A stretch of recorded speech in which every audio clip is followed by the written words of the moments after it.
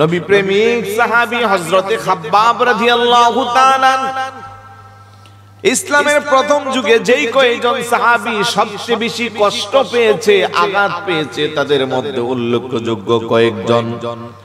এক নম্বরে হযরতে খাব্বাব রাদিয়াল্লাহু তাআলা, হযরতে খুবাইব রাদিয়াল্লাহু তাআলা, হযরতে বেলাল রাদিয়াল্লাহু তাআলা, হযরতে আব্দুল্লাহ ইবনে মাসউদ রাদিয়াল্লাহু তাআলা।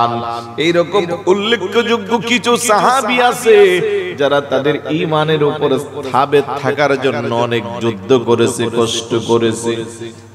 হযরতে খাব্বাব রাদিয়াল্লাহু তাআলা ইসলামের প্রথম যুগে কত কষ্ট করেছে।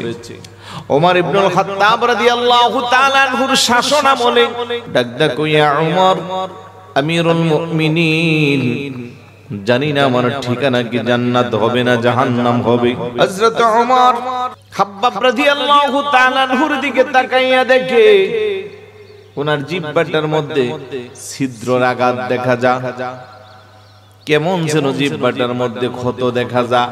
ডাকদা করে খাব্বাব তোর জিহ্বার কেন এই অবস্থা? ডাকদা কই আমিরুল মুমিনিন, শুধু জিহ্বাটা দেখলেন আর কিছু কি দেখতেন না? কি দেখাইতে চাস? আস্তে করে জামাটা খুইলা পিঠটা যখন ওমর রাদিয়াল্লাহু তাআলা আনহুর দিকে দিল, হযরতে ওমর রাদিয়াল্লাহু তাআলা জিহ্বার অবস্থা যা দেখলো, পিঠের দিকে তাকাই এবার দেখতেছে পিঠের মধ্যে গোশত নাই, কয়লার আগুনের কালো কালো পোড়ার দাগ দেখা যায়। আল্লাহু আকবার বলবেন। ডাকদা করে খাব্বাব তোর পিঠের মধ্যে গোশত দেখা যায় না, কয়লার আগুনের পুরা পুরা দাগ দেখা যায়, রহস্যটা কি? ডাকদা কই আমিরুল মুমিনিন, ইসলামের প্রথম যুগে আমি যখন কালমা পড়ে মুসলমান হয়েছিলাম, শুধু একমাত্র কেন কালমাটা পড়েছি? তাওহীদ রিসালাতের স্বীকৃতি কেন দিয়েছি? নবীকে কেন মহব্বত করেছি, ভালোবেসেছি? নবীর প্রতি কেন সম্মান আর আদব? এই একটা কারণে মক্কার কাফের মুশরিক বেঈমানেরা আমার হাত পা চারটার মধ্যে রশি দিয়া বেঁধে উত্তপ্ত মরুভূমির মধ্যে কয়লার আগুনের মধ্যে আমার শোয়াইতো, হাত পা চারটার মধ্যে রশি দিয়া বাইদা আমার বুকের উপর বিশাল বড় পাথর দিয়া চাপা দিত। ওই পাথরের চাপার উপরে আবার মানুষ উঠায় আমারে আরো বেশি করে চাপা দিত। তখন আমার জিহ্বা দিয়া আল্লাহর জিকির আর নবীর মুহাব্বতের আওয়াজ বের হইতো। এই যে কয়লার আগুনের মধ্যে আমারে শোয়া চাপা দিত, কয়লার আগুনের দোয়ায় কয়লার আগুনে আমার পিঠের গোশতগুলো পুড়ে পুড়ে গলে গলে জমিনের মধ্যে বাসত। আল্লাহু আকবার বলবেন। এত কষ্ট দেওয়ার একটাই কারণ ছিল, কেন নবীকে মুহাব্বত করি, কেন নবীকে ভালোবাসি, কেন তাওহীদ আর রিসালাতের প্রতি বিশ্বাস স্থাপন করেছিলাম। শুধু তাই না, মাঝে মধ্যে তারা মনে করতো আমি আর পৃথিবীর মধ্যে বেঁচে নাই, আমার হয়তো জীবনের শেষ নিঃশ্বাস ত্যাগ করেছি। তখন তারা আস্তে করে তাদের কানটারে আমার মুখের কাছে লাগাইতো, তখনও দেখতো আমার জবান দিয়ে আল্লাহর নামের মধুর জিকির চলতেছে, সুবহানাল্লাহ। ওই মুহূর্তে তারা আমার জিহ্বা তারে টান দিয়া লম্বা লম্বা খেজুর গাছের কাঠা দিয়া ছিদ্র করত আর ডাকদা বলতো, রে খাব্বাব এখনো সময় আছে, তাড়াতাড়ি আল্লাহর নাম বলে যা, এখনো সময় আছে, নবীর মুহাব্বত অন্তর থেকে সরিয়ে ফেল। আমি তাদের জবাবে বলতাম, একবার না, দুইবার না, শতবার না, হাজার বার যদি তোরা আমারে আঘাত করিস, আগুনে পুরাস, জিহ্বা যদি ছিদ্র করো, যতক্ষণ আমার এই দেহে প্রাণ থাকবে ততক্ষণ আমি তোদের কথা শুনবো না। যতক্ষণ আমার এই দেহে প্রাণ থাকবে ততক্ষণ আমি আমার নবীর প্রতি আদব আর সম্মান মহব্বত রাখবো। বড় করে বলি সুবহানাল্লাহ। আল্লাহু আকবার।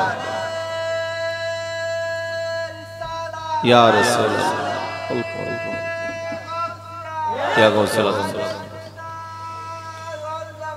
জিন্দা। আমার ভাইরা বাবারা, এত কষ্ট, এত নির্যাতন, এত নিপীড়ন, কয়লার মধ্যে শোয়া, পিঠের গোশতগুলো আগুনে পোড়া, জিহ্বা টান দিয়া খেজুর গাছের কাঠা দিয়া জিহ্বা ছিদ্র করা, তারপরেও তাদের অন্তর থেকে নবীর মুহাব্বত দূরে সরাইতে পারে নাই। কথা কোন ঠিক কিনা?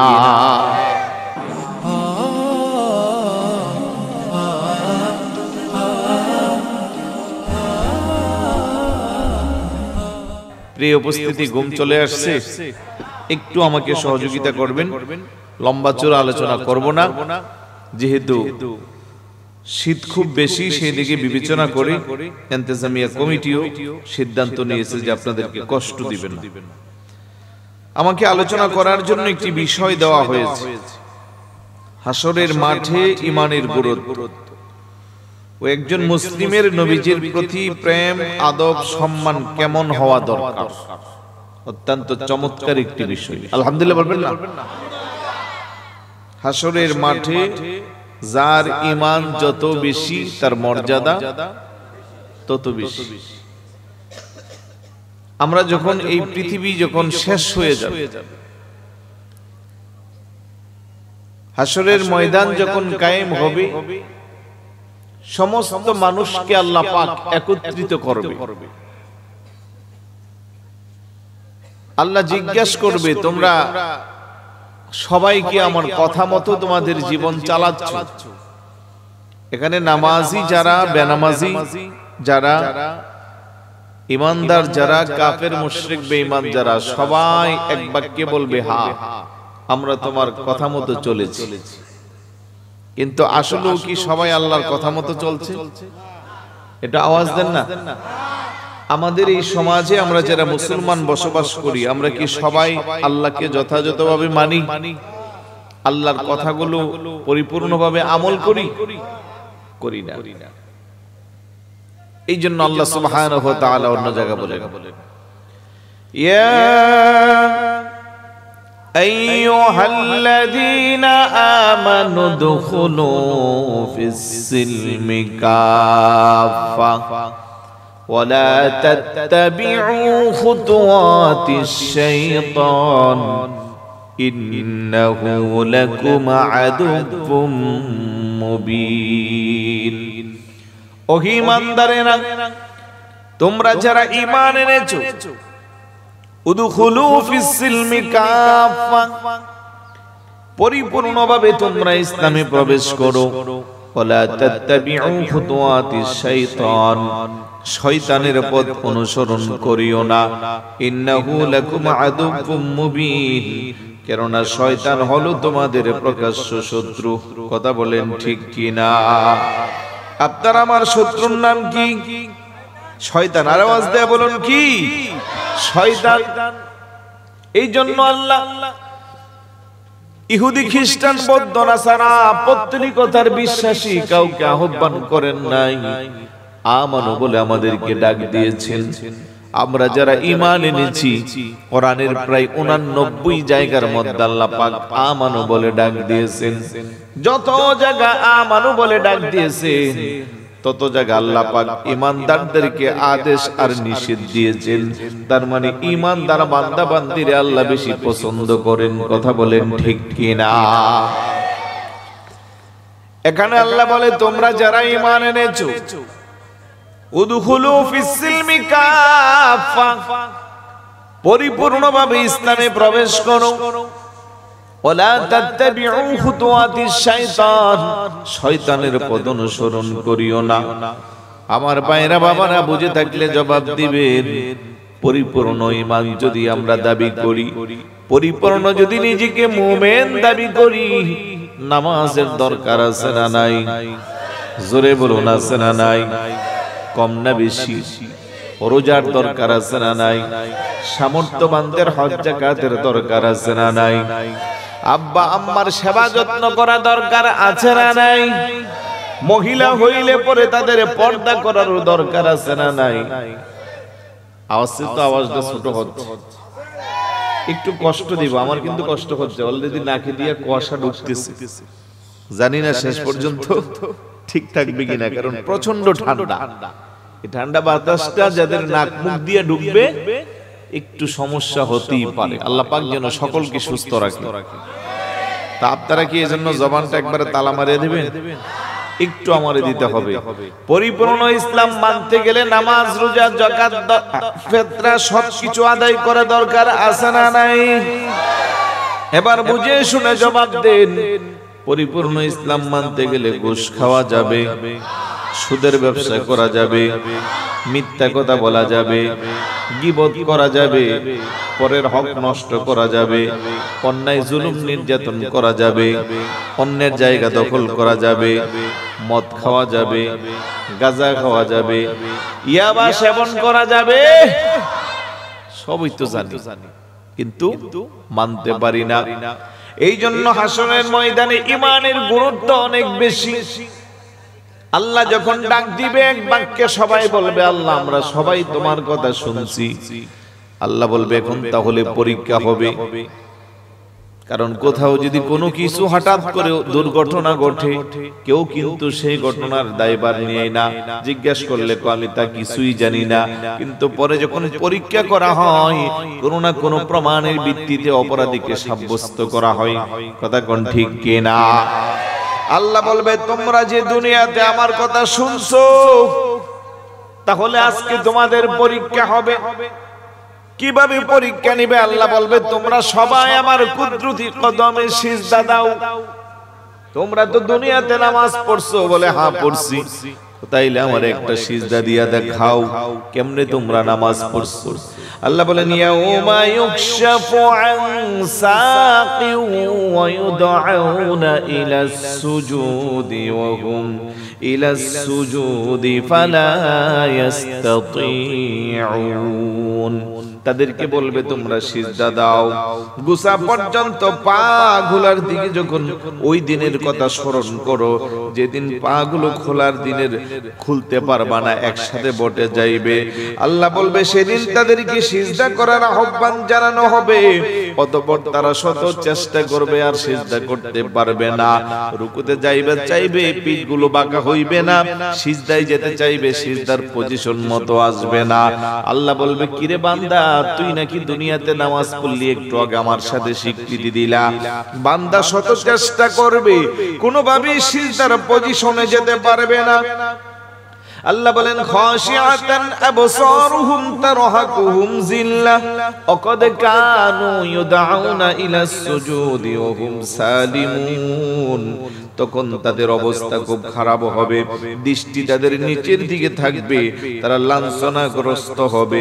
অথচ যখন তারা সুস্থ ও স্বাভাবিক অবস্থায় দুনিয়াতে ছিল, এই দুনিয়াতে যখন তারা পরিপূর্ণ সুস্থ ছিল, সুঠাম দেহের অধিকারী ছিল, শরীরও তাদের ভালো ছিল, তাদেরকে আল্লাহর দিকে নামাজের জন্য যখন ডাকা হইতো তখন তারা সিজদা করত না। তাদেরকে সিজদা করতে আহ্বান জানানো হইতো, তখন তারা সেই নামাজের দ্বারে কাছে যাইতো না। কিন্তু হাসরের ময়দানে আল্লাহর সামনে নিজেকে মুত্তাকি, পরহেজগার, ঈমানদার দাবি করে যখন সিজদা করতে চেষ্টা করবে, তারা সিজদা করতে পারবে না। প্রকৃত পক্ষে যারা ঈমানদার, আল্লাহওয়ালা, পরহেজগার, বুজুর্গ ব্যক্তি যারা, তারা যেমনে চাই সেমনি নামাজ পড়তে পারবে। বড় করে বলি সুবহানাল্লাহ। আওয়াইলুল লিল মুসাল্লিন আল্লাযীনা হুম আন সালাতিহিম সাহুন। হতভাগা, দুর্ভাগ্য তারা, নামাজের প্রতি তারা যত্নশীল ছিল না। আল্লাহ বলবে একটু আগে না তোমরা বললা তোমরা সবাই ঈমানদার, তোমরা সবাই আমার কথা শুনেছো, বলে হ্যাঁ। তো তাইলে এখন তো সিজদা দিতে পারলা না। তার মানে কাফের, মুশরিক, বেঈমান যারা, আল্লাহর কথা মতো যারা চলে না, ঈমান যাদের ঠিক নাই, আমল যাদের শূন্য, তারা শত চেষ্টা করেও আল্লাহর কুদরতি কদমে সেদিন সিজদা করতে পারবে। তাহলে হাসরের ময়দানে ঈমানের গুরুত্ব আছে না নাই? জোরে বলুন, কম না বেশি? এই জন্য হাসরের ময়দানে সবাই দাবি করবে। দাবির সাথে যখন দলিল থাকবে না, টিকা যাবে না। নামাজটা পড়তে হবে বড় গুরুত্বের সাথে। ঈমান আনার পরে আমরা যখন নিজেকে বড় দামি বানাবো, শুধু মুখে স্বীকৃতি দিলে চলবে না। গভীর মনোযোগ। তাওহীদকে বিশ্বাস করলাম, রিসালাতকে বিশ্বাস করলাম, দুনিয়া, আখিরাত, পরকাল, তাকদীর, ভালো মন্দ সবকিছু বিশ্বাস করলাম, এটা মৌখিক স্বীকৃতি। এবার এটাকে অন্তরেও লালন পালন করতে হবে, অন্তর থেকেও তা পরিপূর্ণ মানতে হবে, পালন করতে হবে। তৃতীয় নম্বরে তা কাজে প্রমাণ করতে হবে। মুখে বললাম আমি ঈমানদার, মুখে বিশ্বাস করলাম আল্লাহ আল্লাহ রাসূলের প্রতি ঈমান আনলাম, কিন্তু আমি বাস্তব জীবনে তা বাস্তবায়ন করলাম না। মুখে নিজেকে দাবি করলাম আমি ঈমানদার, আমি সুদ খাইলাম। আমি দাবি করলাম আমি ঈমানদার, আমি গীবত করলাম। আমি দাবি করলাম আমি ঈমানদার, রমজানের রোজাগুলো রাখলাম না। আমি দাবি করলাম আমি ঈমানদার, পাঁচ ওয়াক্ত নামাজ আমি যথাযথভাবে আদায় করলাম না। এই দাবির সাথে দলিল নাই, এই কথার কোনো মূল্য নাই। কথা কোন ঠিক কি না? তাহলে পরিপূর্ণ ঈমানদার দাবি করতে গেলে নামাজের দরকার আছে নি? আরেকটু জোরে বলুন। আল্লাহ বলে ওয়াইদা নাদাইতুম ইলাস সালাতি ইত্তাখুযুহা হুজুওয়ান ওয়া লাইবা যালিকা বিআন্নাহুম কওমুন লা ইয়াকিলুন। আল্লাহু আকবার বলেন। আর যখন তোমরা নামাজের জন্য তাদেরকে আহ্বান করো, তখন তারা একে উপহাস ও খেলা মনে করে, কারণ তারা নির্ভুল, তারা জানে না। এই জন্য আল্লাহ সুবহানাহু ওয়া তাআলা কোরআনুল কারীমে বলেন ইন্নাস সালাতা তানহা আনিল ফাহশাই ওয়াল মুনকার, নিশ্চয়ই নামাজ মানুষকে যাবতীয় অশ্লীল বেহায়াপনা কাজ থেকে দূরে রাখে। এই সমাজে নামাজি ব্যক্তি যারা তারা সুদ খায়, নামাজি ব্যক্তি যারা তারা মিথ্যা কথা বলে, নামাজি ব্যক্তি যারা তারা ঘুষ খায়, নামাজি ব্যক্তি যারা তারা দুই ভাইয়ের মধ্যে দ্বন্দ্ব লাগায়, তার মানে বোঝা গেল ওই নামাজটা আল্লাহর দরবারে কবুল হয় না। কথা কোন ঠিক কি না? নামাজ শুধু দুনিয়ার মানুষকে দেখানোর জন্য পড়লে হবে না, নামাজটা পড়তে হবে আল্লাহ আল্লাহ রাসূলকে খুশি করার জন্য। অনেক নামাজি আছে নামাজ পড়ার পরেও জাহান্নামে যাবে।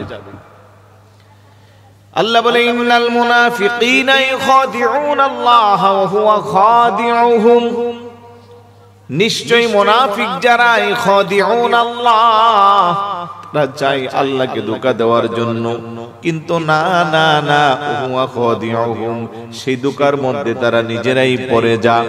ওয়া ইদা কামু ইলাস সালাতি কামু কুসালা, তারা যখন নামাজ আদায় করে সেই নামাজের মধ্যে একাগ্রচিত্ততা থাকে না। ইরাউনান নাস, মানুষকে দেখানোর জন্য তারা সেই নামাজ পড়ে। ওয়ালা ইয়াজকুরুনাল্লাহ ইল্লা কলিলা, সেই নামাজে আল্লাহর জিকির তত বেশি থাকে না, মানুষকে দেখানোর জন্য তারা নামাজ পড়ে। এমন নামাজি যারা, তাদের নামাজ আল্লাহর দরবারে কবুল হইবে না। কথা কোন ঠিক কি না? একজন মুসলমান নবীজির প্রতি প্রেম, আদব, সম্মান কেমন হওয়া দরকার, এই বিষয়ে কথা বলতে গেলে সাহাবায়ে কেরামদের জীবনী দেখতে হবে।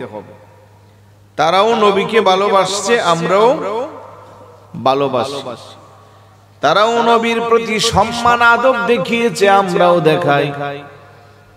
পার্থক্য কতটুকু খুঁজে নিতে হবে। সাহাবারা নবীকে নিজের জানের চেয়ে বেশি ভালোবাসছে। কথা কোন ঠিক কি না? হযরত ওমর রাদিয়াল্লাহু তাআলা রাসূলুল্লাহর সাথে হাঁটতেছে।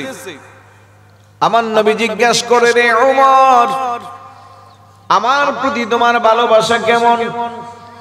ডাক ডাকো ইয়া রাসূলুল্লাহ, ইয়া হাবিবাল্লাহ, আমি ওমরের জানের চাইতে আপনি নবীকে আমি বেশি, আমার জানটা বাদ দিয়া আমার ধন সম্পদ, আমার স্ত্রী, সন্তান, বন্ধু বান্ধব, দুনিয়ার যা কিছু আছে, আমার জান বাদ দিয়া বাকি সব কিছুর চেয়ে আমি আপনি নবীকে বেশি মহব্বত করি।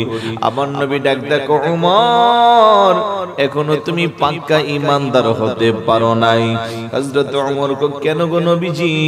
আমার নবী কো, যতক্ষণ না তুমি তোমার জানের চেয়ে তোমার রাসূলকে না বেশি মহব্বত করবা, ততক্ষণ তুমি পাক্কা ঈমানদার হইতে পারবা না।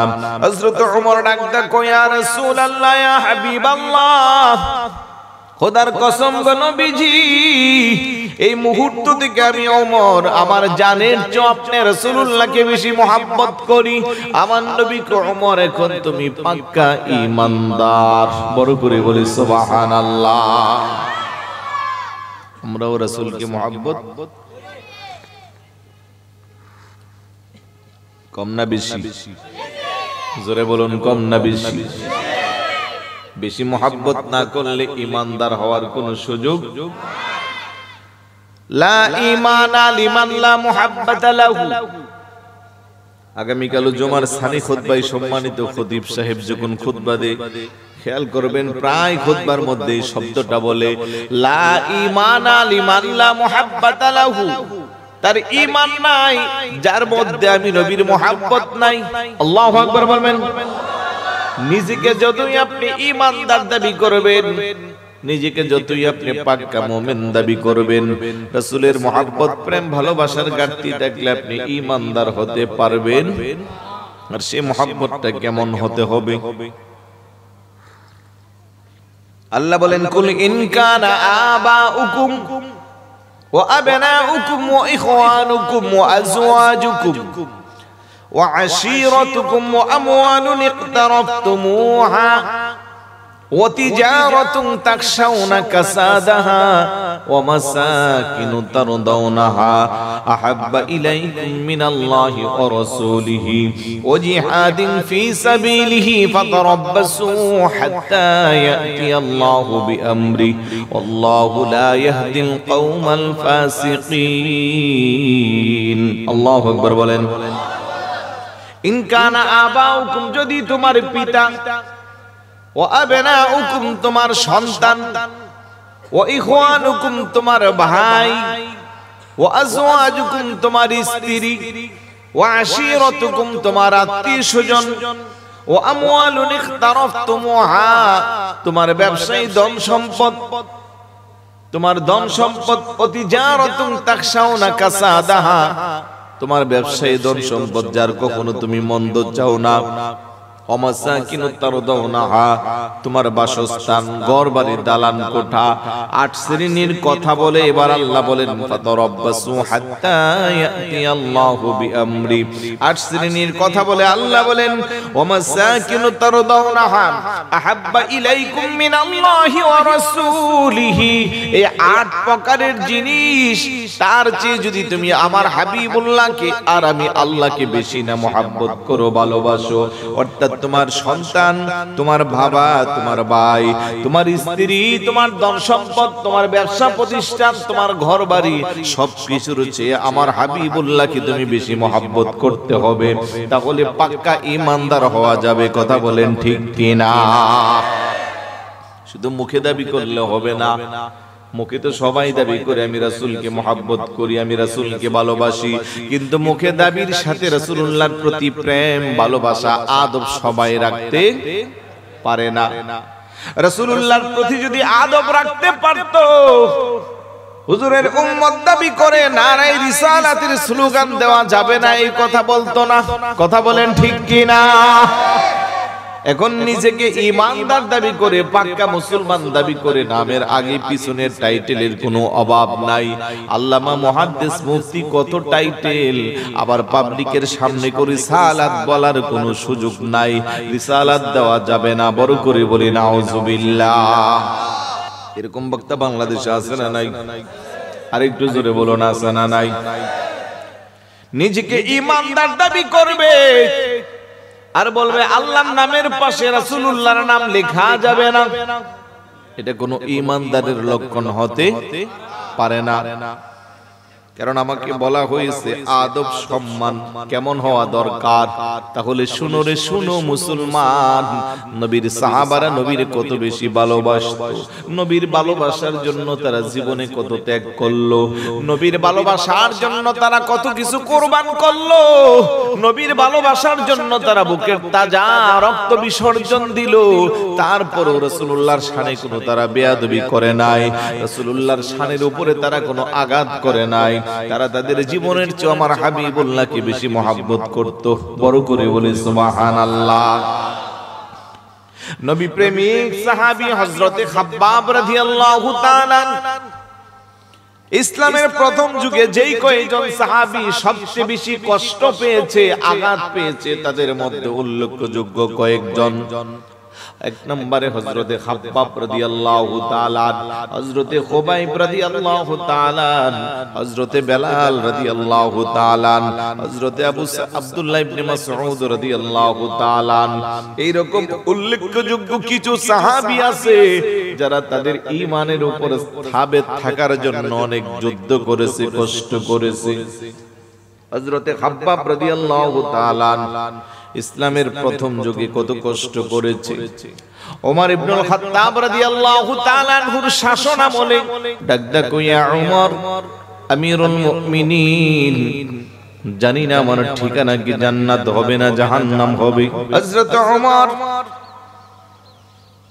খাব্বাব রাদিয়াল্লাহু তাআলা আনহুর দিকে তাকাইয়া দেখে ওনার জিহ্বাটার মধ্যে ছিদ্রের আঘাত দেখা যায়, কেমন যেন জিহ্বাটার মধ্যে ক্ষত দেখা যায়। ডাক করে খাব্বাব তোর জিহ্বার কেন এই অবস্থা? ডাক কই আমিরুল মুমিনিন, শুধু জিহ্বাটা দেখলেন আর কিছু কি দেখতেন না? কি দেখাইতে চাস? আস্তে করে জামাটা খুইলা পিঠটা যখন ওমর রাদিয়াল্লাহু তাআলা আনহুর দিকে দিল, হযরতে ওমর রাদিয়াল্লাহু তাআলা জিহ্বার অবস্থা যা দেখলো, পিঠের দিকে তাকাই এবার দেখতেছে পিঠের মধ্যে গোশত নাই, কয়লার আগুনের কালো কালো পোড়ার দাগ দেখা যায়। আল্লাহু আকবার বলবেন। ডাক করে খাব্বাব তোর পিঠের মধ্যে গোশত দেখা যায় না, কয়লার আগুনের পুরা পুরা দাগ দেখা যায়, রহস্যটা কি? ডাক কই আমিরুল মুমিনিন, ইসলামের প্রথম যুগে আমি যখন কালমা পড়ে মুসলমান হয়েছিলাম, শুধু একমাত্র কেন কালমাটা পড়েছি? তাওহীদ রিসালাতের স্বীকৃতি কেন দিয়েছি? নবীকে কেন মহব্বত করেছি, ভালোবেসেছি? নবীর প্রতি কেন সম্মান আর আদব? এই একটা কারণে মক্কার কাফির মুশরিক বেঈমানেরা আমার হাত পা চারটার মধ্যে রশি দিয়া বেঁধে উত্তপ্ত মরুভূমির মধ্যে কয়লার আগুনের মধ্যে আমার শোয়াইতো, হাত পা চারটার মধ্যে রশি দিয়া বাইদা আমার বুকের উপর বিশাল বড় পাথর দিয়া চাপা দিত। ওই পাথরের চাপার উপরে আবার মানুষ উঠায় আমারে আরো বেশি করে চাপা দিত। তখন আমার জিহ্বা দিয়া আল্লাহর জিকির আর নবীর মুহাব্বতের আওয়াজ বের হইতো। এই যে কয়লার আগুনের মধ্যে আমারে শোয়া চাপা দিত, কয়লার আগুনের দোয়ায় কয়লার আগুনে আমার পিঠের গোশতগুলো পুরে পুরে গলে গলে জমিনের মধ্যে বাসত। আল্লাহু আকবার বলবেন। এত কষ্ট দেওয়ার একটাই কারণ ছিল, কেন নবীকে মুহাব্বত করি, কেন নবীকে ভালোবাসি, কেন তাওহীদ আর রিসালাতের প্রতি বিশ্বাস স্থাপন করেছিলাম। শুধু তাই না, মাঝে মধ্যে তারা মনে করতো আমি আর পৃথিবীর মধ্যে বেঁচে নাই, আমার হয়তো জীবনের শেষ নিঃশ্বাস ত্যাগ করেছি। তখন তারা আস্তে করে তাদের কানটারে আমার মুখের কাছে লাগাইতো, তখনও দেখতো আমার জবান দিয়ে আল্লাহর নামের মধুর জিকির চলতেছে, সুবহানাল্লাহ। ওই মুহূর্তে তারা আমার জিহ্বা তারে টান দিয়া লম্বা লম্বা খেজুর গাছের কাঠা দিয়া ছিদ্র করত, আর ডাকদা বলতো রে খাব্বাব এখনো সময় আছে, তাড়াতাড়ি আল্লাহর নাম বলে যা, এখনো সময় আছে, নবীর মুহাব্বত অন্তর থেকে সরিয়ে ফেল। আমি তাদের জবাবে বলতাম একবার না, দুইবার না, শতবার না, হাজার বার যদি তোরা আমারে আঘাত করিস, আগুনে পুরাস, জিহ্বা যদি ছিদ্র করো, যতক্ষণ আমার এই দেহে প্রাণ থাকবে ততক্ষণ আমি তোদের কথা শুনবো না। যতক্ষণ আমার এই দেহে প্রাণ থাকবে ততক্ষণ আমি আমার নবীর প্রতি আদব আর সম্মান মহব্বত রাখবো। বড় করে বলি সুবহানাল্লাহ। আল্লাহু আকবার।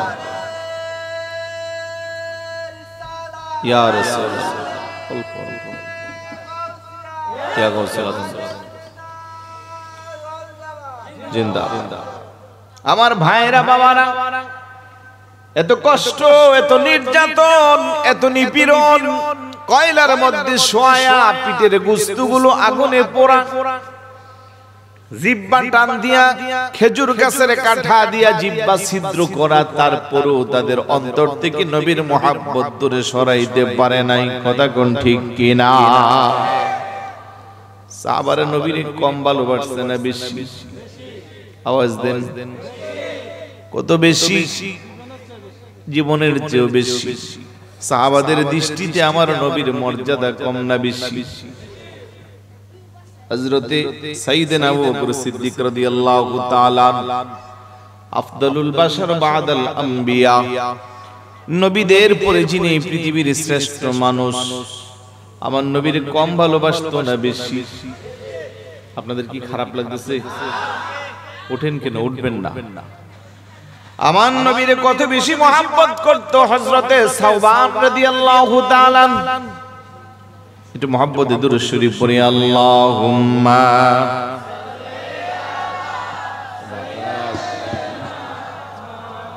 অলরেডি বলা বসে যেতেছে, ভয় পাচ্ছি।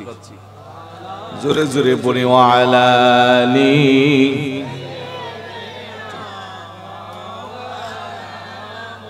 আরো জোরে পড়ি। আল্লাহুম্মা সাল্লি আলা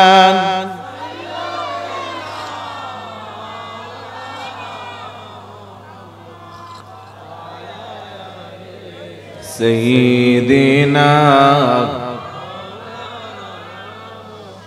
আরশের নিচে সিজদায় পড়ে কাঁদবেন নবী যারে যার, মাফ করে দাও হে আল্লাহ উম্মত আমার গুনাহগার। আল্লাহুম্মা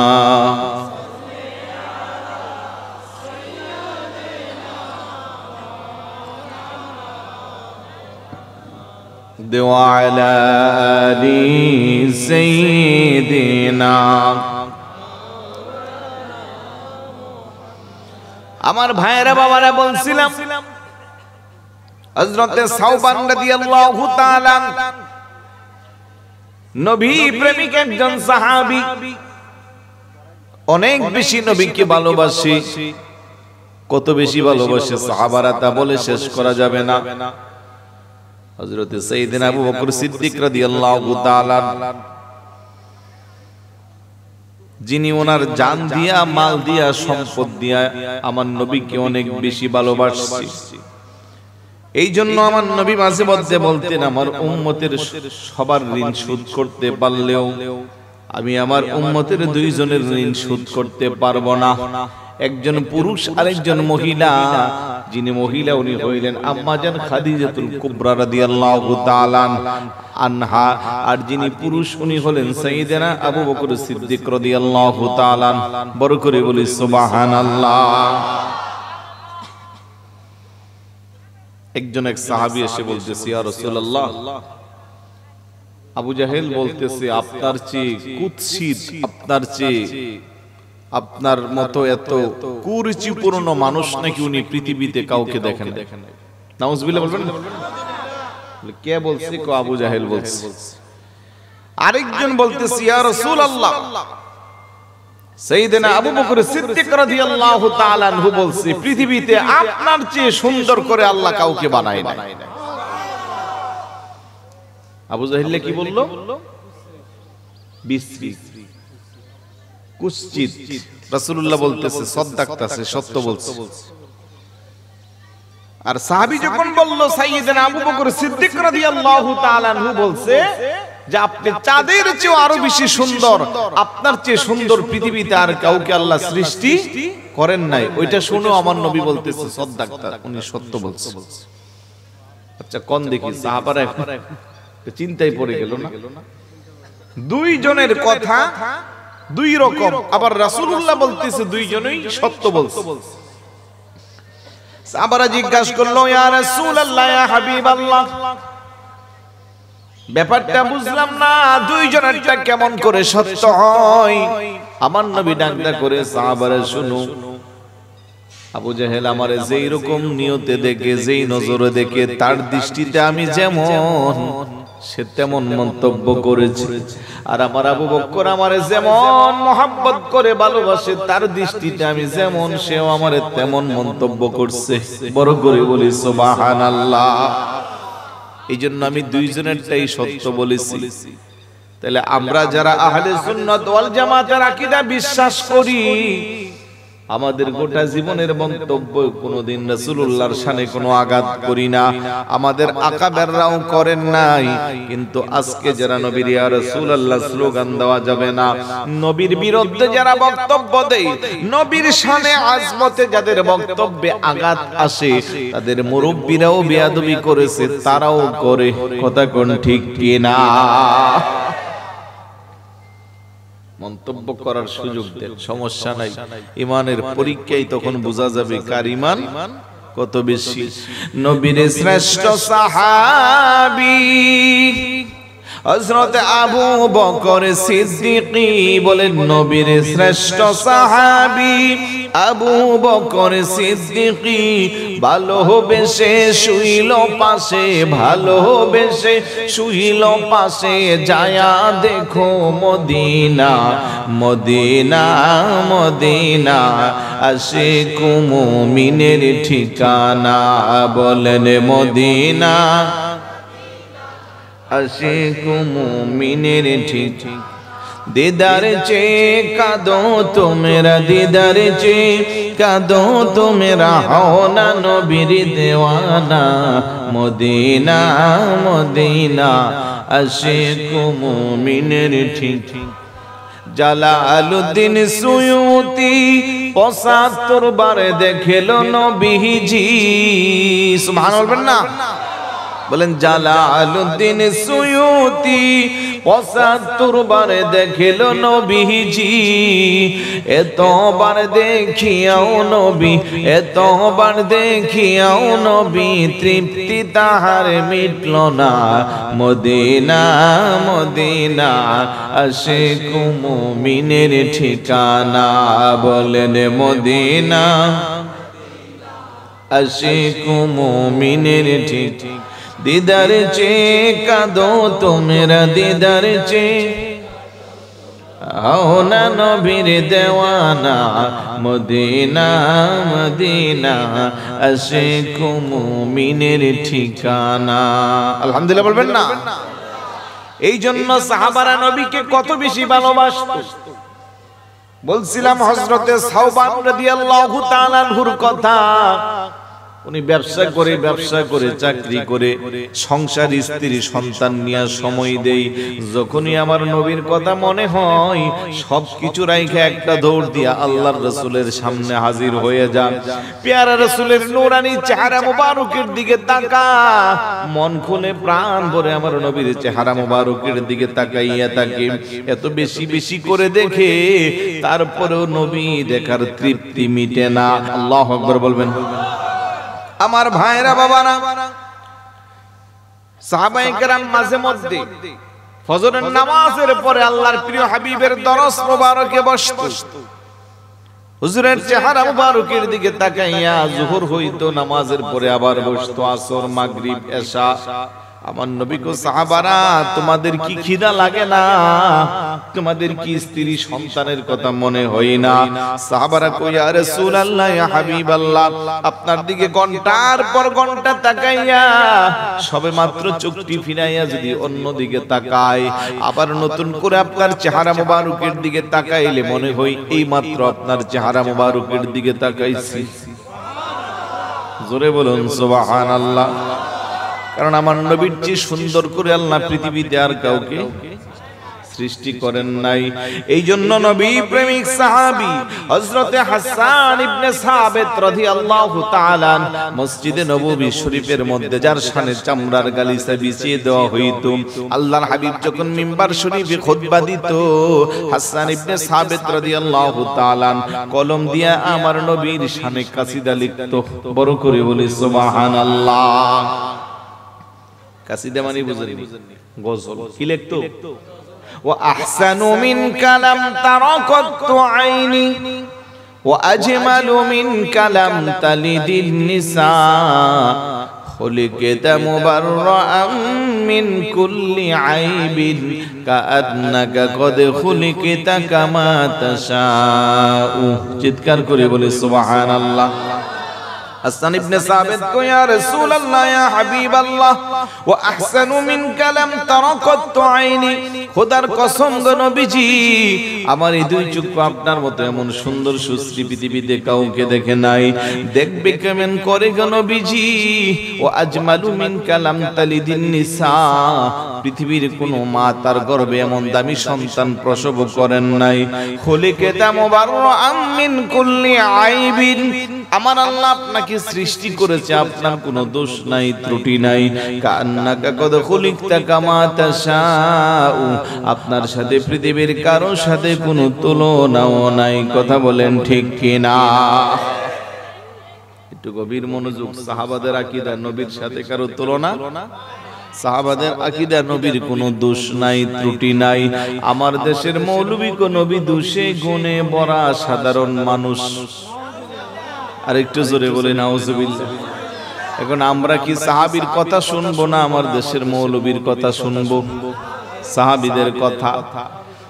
সাহাবারা যেমন যেই মানদে, যেই দণ্ডে, যেই মহব্বত নিয়ে নবীকে দেখছে, ওই সময়ে ও রাসূলুল্লাহর বিরুদ্ধাচরণকারী সমাজে ছিল কি ছিল না?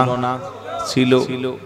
যেই চোখ দিয়া আবু বকর সিদ্দিক রাদিয়াল্লাহু তাআলা আনহু নবীরে দেখছে, ওই সময় আবু জাহেলের কাছাকাছি মানুষ, আবু জাহেলও তার চক্ষু দিয়া নবীরে দেখছে। একজনের কাছে মনে হয়েছে উনি চাঁদের চেয়ে সুন্দর, আরেকজনের কাছে মনে হচ্ছে উনার চেহারা কুৎসিত। তার মানে বোঝা হইল যার ঈমান, যার প্রেম, যার মুহাব্বত, যার আদব, যার খুলুসিয়ত যত বেশি, তার দৃষ্টিও তত অবস্থার পরিমাপক। কথা বলেন ঠিক কিনা? আরবিতে একটা প্রবাদ আছে, হুব্বুকা শাই ইউমি ওয়া ইউসিব। ভালোবাসা মানুষকে অন্ধ আর বধির বানায় দেয়। ভাই, অন্ধ আর বধির বুঝেননি? আপনাদের চট্টগ্রামের ভাষা হলো অন্ধ মানে আদাইয়া, আর বধির মানে বোয়ারা, নাকি? ঠিক আছে না? অন্ধ আর বধির বানায়। ভালোবাসা মানুষকে অন্ধ আর বধির বানায়। কথার মানে কি? কেউ কাউকে ভালোবাসলে সে অন্ধ হয়ে যায়, সে কানে শুনে না, বিষয়টা এমন না। বিষয়টা হলো যে যাকে ভালোবাসে তার চক্ষু দিয়া ভালোবাসার মানুষের কোনো ত্রুটি তার কাছে ধরা খায় না। ঠিক না? যে যাকে ভালোবাসে তার ভালোবাসার মানুষের কোনো মন্দ কথা তার কান দিয়া সে শুনতে পছন্দ করে না। সাপোজ আপনি যদি আমারে মহব্বত করেন, আমার বিরুদ্ধে যদি কেউ চায়ের দোকানে সমালোচনা করে, আপনি কিন্তু তার সাথে ফাইট করবেন। ঠিক না? সে যতই নেগেটিভ বলবে, আপনি বলবেন যে না। আপনি যদি আমাকে মহব্বত করেন, আপনি বলবেন না হুজুর অনেক সুন্দর, কারণ আপনার চোখ দিয়ে আমার কোনো ত্রুটি আপনার কাছে ধরা। আরেকটু ভালো করে বোঝাই, মাঝে মধ্যে যুবকরা পাশের বাড়ির কি বলে আপনার সখিনা জরিনার প্রেমে পড়ে না, এরকম আছে না? বলেন না, আছে না? নাই? মনে করেন এক বাবার একটা সন্তান, শহরে বাড়ি আছে, মার্কেটে দোকান আছে, দোকান বাড়ায় মাসে কয়েক লক্ষ টাকা পায়। একমাত্র আদরের সন্তান না, মা বাবার তার কোনো কিছুর অভাব আছে? সে এমন একটা মেয়েরে পছন্দ করছে যার টাকা পয়সা নাই, বংশ নাই, লেখাপড়া নাই, দেখতেও সুন্দর না। আমাদের সামাজিক কথা বলছি, কারণ আল্লাহ তো সবাইকে সুন্দর করে বানাইছে, ওইখানে মন্তব্য করার আপনার আমার কোনো সুযোগ। আল্লাহ বলে লাকাদ খালাকনাল ইনসানা ফি আহসানি তাকওয়িম। আমি মানুষকে উত্তম অবয়ব দিয়ে সৃষ্টি করেছি। তাহলে আল্লাহ পছন্দ করে বানাইছে, ওই জায়গা আপনার আমার মন্তব্য করার কোনো সুযোগ নাই। আমি জাস্ট ফর এক্সাম্পল বোঝাচ্ছি। এখন আব্বা আম্মা বলতেছে যে তুই আমাদের একমাত্র সন্তান, আমাদের বিশাল সম্পদ আছে, বাড়ি আছে, গাড়ি আছে, আমাদের দোকান আছে, ব্যবসা প্রতিষ্ঠান আছে, কোনো কিছুর অভাব নাই। পছন্দ করছিলি, তবে একটা দেখার মতো মেয়ে পছন্দ করতি, আমাদের কোনো আপত্তি ছিল না। মেয়েটা তো তোর সাথে সবকিছু মিলাইয়া আসতেছে না, এরকম মন্তব্য করে না? তখন পোলা কি বলে জানেন? তোমাদের চোখে মেয়েটা কালো হতে পারে, কুৎসিত হতে পারে, আমার চোখে মেয়েটাই পৃথিবীর সেরা সুন্দরী। কথা বলেন ঠিক না? কারণ কি? এই মেয়েটাকে ছেলেটা মোহাব্বত করে ভালোবাসে। তো সাইয়েদনা আবু বকর সিদ্দিক রাদিয়াল্লাহু তাআলা, সাহাবায়ে কেরাম আমার নবীকে শুধু ভালোবাসতেন না, তাদের কলিজার চেয়ে আমার রাসূলুল্লাহকে বেশি মহব্বত করতেন, তাদের জানের চেয়ে আমার রাসূলুল্লাহকে বেশি মহব্বত করতেন। আল্লাহু আকবার বলবেন না? লম্বা চওড়া কথা বলার সুযোগ নাই, এত বেশি মহব্বত করেছে রাসূলুল্লাহকে, আঘাত করবে সেই সুযোগটাও সাহাবারা দিত না। মেরাজ রজনীতে সাইয়েদনা আবু বকর সিদ্দিক রাদিয়াল্লাহু তাআলা রাতের বেলা হুজুরকে নিয়ে যাচ্ছে, একবার হুজুরের সামনে, একবার পিছনে, একবার ডানে, একবার বামে, ছোটাছুটি করে শুধু হাঁটতেছে আর এইভাবে রাসূলুল্লাহকে নিয়ে দৌড়াচ্ছে। আল্লাহর হাবিব জিজ্ঞেস করে, আবু বকর আপনি এমনটা কেন করেন? ও ইয়া রাসূলুল্লাহ, ইয়া হাবিবাল্লাহ, আমি চতুর্দিকে ছোটাছুটি করি একটাই কারণ, কাফের মুশরিক বেঈমানেরা না জানে কোন দিক থেকে আপনার উপরে আক্রমণ করবে, আপনার উপরে আক্রমণ করলে যেন আগে আমার উপরে পড়ে। সুবহানাল্লাহ বলবেন না? গর্তের কথা তো সবাই জানে, গুহার ভিতরে ঢুইখা 70টা ছিদ্র ছিল, বলেন কয়টা? সবগুলা ছিদ্র বন্ধ করে আর বাকি আছে একটা, কিন্তু দেওয়ার মতো কিচ্ছু নাই। কাপড় টোপর, গায়ের কাপড়গুলা দিয়ে ছিদ্র বন্ধ করছে। এখন পরনের যেটা আছে এটা তো শরীয়ত ইজ্জত রক্ষা করতে হবে। এখন চিন্তা করলো একটা ছিদ্র বা দুইটা ছিদ্র সমস্যা নাই, আস্তে করে শরীরের অংশ দিয়ে ছিদ্রকে ঢেকে রাখছে। রাসূলুল্লাহ ওনার কুল মুবারকের মধ্যে আরাম ফরমাচ্ছে, বিষাক্ত সর্প আস্তে করে দংশন করে চেহারা কেমন যেন হয়ে গেল, চোখ দিয়া পানি পড়ে। কারণ সাপেরও দোষ নাই, সে প্রায় 600 বছর যাবত অপেক্ষা করতেছে যে আখিরি জামানার নবী তার গর্তে আসবে, সে মন খুলে প্রাণ ভরে নবীকে দেখবে।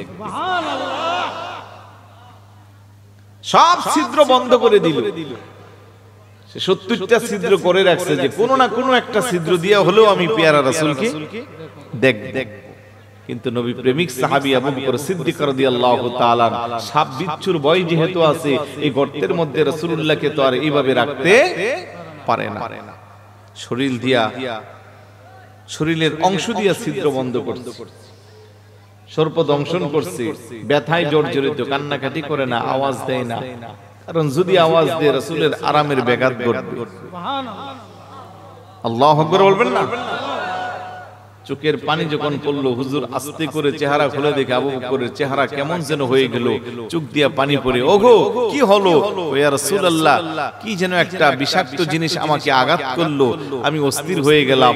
কেন ডাক দিলেন না? আপনি আরাম ফরমাচ্ছেন, আপনার আরামে ব্যাঘাত করা এটা আমার দ্বারা সম্ভব না। রাসূলুল্লাহ থুতু মুবারক লাগাইয়া দিল, মুহূর্তের মধ্যে আবু বকর সিদ্দিক রাদিয়াল্লাহু তাআলা আনহু সুস্থ হয়ে গেল। সুবহানাল্লাহ, জোরে বলুন না সুবহানাল্লাহ। সাহাবারা কেমন দৃষ্টিভঙ্গি নিয়ে রাসূলুল্লাহকে মহব্বত করেছে, ভালোবাসছে। এই জন্য আমরা যারা আহলে সুন্নাত ওয়াল জামাতের আকীদা বিশ্বাস করি আমরা হক, আমরা সঠিক, তাতে কোনো সন্দেহ। তিরমিজি শরীফের হাদিস, আমার নবী বলেন, ইন্না বানি ইসরাঈল তাফাররাকাত আলা 72 ফিরকাতান وتفترق أمتي على 73 ملة كلهم في النار إلا ملة واحدة قالوا من هي يا رسول الله قال ما أنا عليه وأصحابي। আমার নবী বলেন, নিশ্চয়ই বনি ইসরাইলের যুগে নবীদের উম্মতের দল ছিল 72টা, আমার উম্মতের মধ্যে একটা বাড়াইয়া হবে 73টা। কুল্লুহুম ফিন্নার, সবাই হবে জাহান্নামী, ইল্লা মিল্লাতান ওয়াহিদাতান, একটা হবে জান্নাতি। সাহাবারা জিজ্ঞেস করে, মান হিয়া ইয়া রাসূলুল্লাহ, জান্নাতি সে কোন দল? নবী বলে, মা আনা আলাইহি ওয়া আসহাবি, যেই দলের মধ্যে আমি নবী আছি, আমার সাহাবায়ে কেরাম আছে, এটা হবে জান্নাতি, বাকি সব হবে জাহান্নামী। এই হাদিসের ব্যাখ্যা করতে যাইয়া মোল্লা আলী কারি হানাফি আলাইহি রাহমা, যিনি মিশকাত শরীফের শরা মিরকাত খাত লিখেছেন, উনি বলেন মা আনা আলাইহি ওয়া আসহাবি আই আহলে সুন্নাত ওয়াল জামাত। বড় করে বলি সুবহানাল্লাহ। একমাত্র নাজাত প্রাপ্ত দলের নাম হলো আহলে সুন্নাত ওয়াল জামাত। আমাদের দলের নাম কি? আওয়াজ দেন না, আমাদের দলের নাম কি? আহলে সুন্নাত ওয়াল জামাত। কোনো সন্দেহ আছে? নাই। এই জন্য কোন সুন্নি কোনদিন রাসূলুল্লাহর শানে কোনো আঘাত করে না, এমন কোন বক্তব্য দেয় না যে বক্তব্যের কারণে রাসূলুল্লাহর শান মানে আজমতে আঘাত হবে, আল্লাহর ওলিদের শান কমবে। কিন্তু এই আহলে সুন্নাত ওয়াল জামাতের বহির্ভূত যারা, যদিও তারা নিজেকে সুন্নি দাবি করে, তাদের বক্তব্যে আপত্তিকর বিষয় আছে না নাই? রাসূলুল্লাহর শানে আঘাত করে এরকম বক্তব্য তাদের আছে না নাই? আছে। এই জন্য আমাদের কোনো টেনশন নাই, আমরা সঠিক পথে আছি, তাতে কোনো সন্দেহ নাই। আমাদের কি কেউ সুন্নি বললে আমরা কোনোদিন রাগ করি? ভাই আওয়াজ দেন, করি? কিন্তু আমাদের মুখালেফ যারা, আপনি তাদেরকে ডাক দিয়েন, দেখবেন ঝগড়া শুরু করে, ঠিক না? তার মানে আমাদেরকে সুন্নি বললে আমরা খুশি হই। আমি তো সুযোগ পাইলে চেষ্টা করি চা নাস্তা খাওয়ানোর জন্য, কারণ যদি মদিনাওয়ালার দরবারে সুন্নি হিসেবে কবুল হয় আর কোনো টেনশন আছে? জোরে বলুন, আছে? আর আমার এলাকায় গেলে আমার একটু গরম সুন্নি। কি সুন্নি? কারণ আমার জন্মস্থান ব্রাহ্মণবাড়িয়া। ব্রাহ্মণবাড়িয়া এলাকায় গেলে মাঝে মধ্যে কেউ গরম সুন্নি, মাঝে মধ্যে কেউ কররা সুন্নি। তো প্রথম একটু খারাপ লাগতো, এখন দেখতেছি না, সুন্নি মানি গরম হতে হবে, সুন্নি মানি কররা হতে হবে। কথা বলেন ঠিক কি না? এর বাহিরে যেগুলো আছে নরম ঠান্ডা, এগুলো মুনাফিক। এগুলো কি? এগুলো সুবিধাবাদী জিন্দাবাদ। এগুলোর সাথে আমাদের কোনো সম্পর্ক থাকতে পারে না। এই জন্য অনুরোধ করব, আহলে সুন্নাত ওয়াল জামাতের আকীদাকে হৃদয়ে লালন করব। এই আকীদার উপর অটল থাকতে গিয়া যত ঝড় তুফান আসবে, সিংহের মতো মোকাবেলা করব ইনশাআল্লাহ। ক্ষমতার লোভ, অহংকার, তাকাব্বুরি, এগুলো দিয়া কোনো লাভ নাই। চেয়ার, গদি, এগুলার জন্য রাসূলুল্লাহর শানে আঘাত ঈমানদার কখনো করতে পারে? পাক্কা ঈমানদার যারা, তারা তাদের জানের চেয়ে রাসূলুল্লাহকে বেশি মহব্বত করে। সাওবান রাদিয়াল্লাহু তাআলা আনহুর কথা বলছিলাম, রাসূলুল্লাহকে কত বেশি মহব্বত করে, ভালোবাসে। স্ত্রী, সন্তান, ব্যবসা বাণিজ্য, টাকা পয়সা সবকিছু নিয়ে উনি ব্যস্ত থাকে। যেই মাত্র আমার মনে চাই আল্লাহর হাবিবকে দেখতে, একটা দৌড় দিয়া দৌড়াইয়া আল্লাহর হাবিবের চেহারা মুবারক দেখে। এটা ওনার প্রতিদিনের অভ্যাস। আরেকদিন রাসূলুল্লাহর চেহারা মুবারক দেখে দেখে কান্না করে, ছোট বাচ্চার মতো বিনাইয়া কান্না করে। আমার নবী জিজ্ঞাসা করে, রে সাওবান, প্রত্যেকদিন আসলে হাসি খুশি নিয়ে আমার চেহারা মুবারকের দিকে তাকিয়ে থাকো, আজকে তোমার কি হয়েছে? কেন তুমি এইভাবে ছোট বাচ্চার মতো বিনাইয়া কান্না করো? নবী প্রেমিক সাহাবী হযরত সাওবান রাদিয়াল্লাহু তাআলা আনহু ডাক দেখো, ইয়া রাসূলুল্লাহ, ইয়া হাবিবাল্লাহ, আজকে হঠাৎ করে আমার মনের মধ্যে একটা নতুন প্রশ্ন জাগছে। বলি কি? ইয়া রাসূলুল্লাহ, ব্যবসা করি, পরিবারকে সময় দেই, স্ত্রী সন্তানকে নিয়ে সময় পার করি, যখন আপনারে দেখবার মনে চাই একটা দৌড় দিয়ে আপনার চেহারা মুবারক দেখতে আসি। কিন্তু আজকে হঠাৎ করে আমার মনের মধ্যে একটা প্রশ্ন জাগলো, আমি যদি আজকে মারা যাই, আমাকে কবরের মধ্যে দাফন করা হইবে। আমি জানি না আল্লাহ কি আমার জান্নাত দিব না জাহান্নাম দিব। জান্নাত দিলেও একটা সাধারণ জান্নাত আমি থাকবো, কিন্তু তখন তো আমি চাইলে আপনি নবীরে দেখতে পারবো না। কিংবা আপনি যদি আমার আগে আল্লাহর ডাকে সাড়া দিয়ে চলে যান, আল্লাহ তো আপনার জান্নাতের আলা বা আলা সর্বোচ্চ মাকাম দান করবে। আমার জান্নাত দিলেও তো একটা সাধারণ জান্নাতের মধ্যে রাখবে। ইয়া রাসূলুল্লাহ, ইয়া হাবিবাল্লাহ, এই দুনিয়া আমি সাওবান আপনারা যখন দেখবার মনে চাই তখন আমি দৌড় দিয়ে আসতে পারি, কিন্তু আমি যদি একটা সাধারণ জান্নাতে থাকি আপনার দেখা তো আর পাইব না। আপনি নবী আমার সাথে ওয়াদা দেন, আপনি যে জান্নাতে থাকবেন ওই জান্নাতের জারুদার খাদেম হিসেবে আমারে আপনি কবুল করবেন নি। বড় করে বলি সুবহানাল্লাহ। কত কঠিন কথা। আপনি যে জান্নাতে থাকবেন আমারে সেই জান্নাতের জারুদার হিসেবে রাখবেন, আমারে সেই জান্নাতের খাদেম হিসেবে রাখবেন, যাতে আমি চাইলে আপনি নবীরে দেখতে পারি। আমার নবী কি উত্তর দিবে? একটু নিশ্চুপ হয়ে আছে। আমার আল্লাহ ডাক দেখো, জিবরাইল, ও জিবরাইল, যাও যাও তাড়াতাড়ি যাও, আমার হাবিবুল্লাহকে সান্ত্বনা বাণী জানাইয়া দাও। আল্লাহর কোরআনের আয়াত নাজিল হয়ে গেছে, ওয়ামাইয়ুতিল্লাহ ওয়ার রাসূল ফাউলাইকা মা'আল্লাযীনা আন'আমাল্লাহু عليهم من النبيين والصديقين والشهداء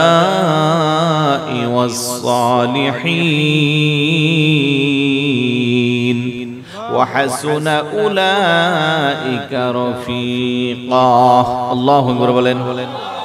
আল্লাহ বলেন, ওমান ইউতিল্লাহ ওয়ার রাসূল, যারা আমি আল্লাহ এবং আমার রাসূলের ইতাআত করবে, ফাউলাইকা মা'আল্লাযীনা আন'আমাল্লাহ, তারা ওই সমস্ত ব্যক্তিদের সাথে জান্নাত, তারা ওই সমস্ত ব্যক্তিদের সঙ্গী হবে যাদের প্রতি আমি আল্লাহ নিয়ামত দান করেছি।